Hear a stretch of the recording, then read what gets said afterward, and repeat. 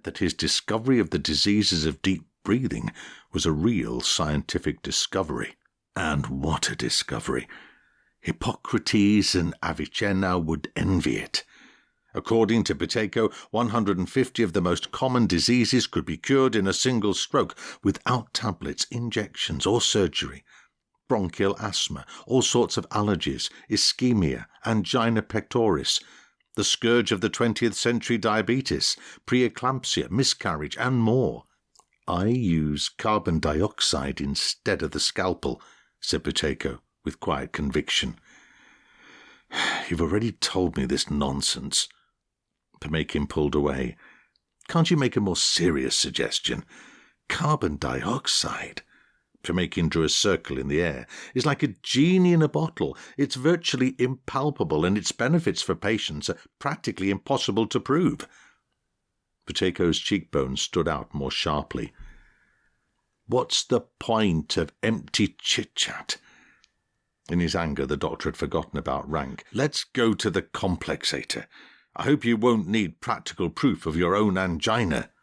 As the boss arranged himself on the complexator's couch, Buteyko's subordinates exchanged sly glances. "Breathe more deeply," the doctor ordered the professor, who was covered with sensors. Pomekhin inhaled. After only a minute, he was racked by a dry cough.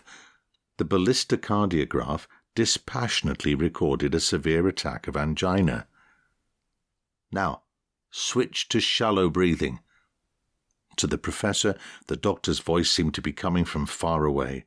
Red circles were dancing in front of his eyes, but as he began to breathe less deeply, Pomekhin started to feel a noticeable improvement. "Is that better?" Buteyko leant over him. The professor nodded his head. "Give him a little carbon dioxide." The doctor turned to his assistant. "How is it now?" He again leant over Pomekhin. "Sheer bliss," replied the professor, smiling contentedly and nodding his goatee. "It's as if the attack never happened." "So, can carbon dioxide replace the scalpel?"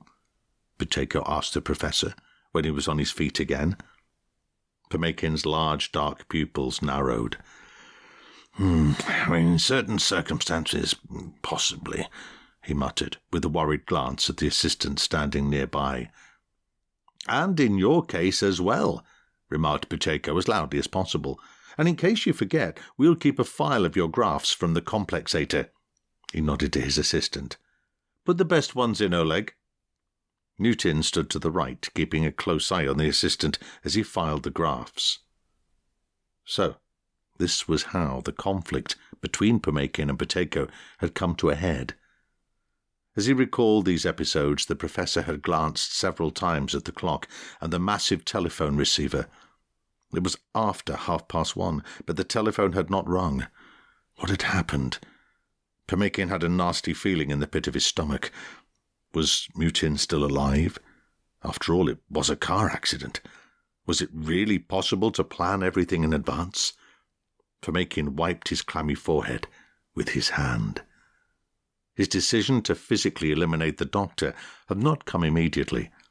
Murder, however you looked at it, was still murder. The idea had developed gradually.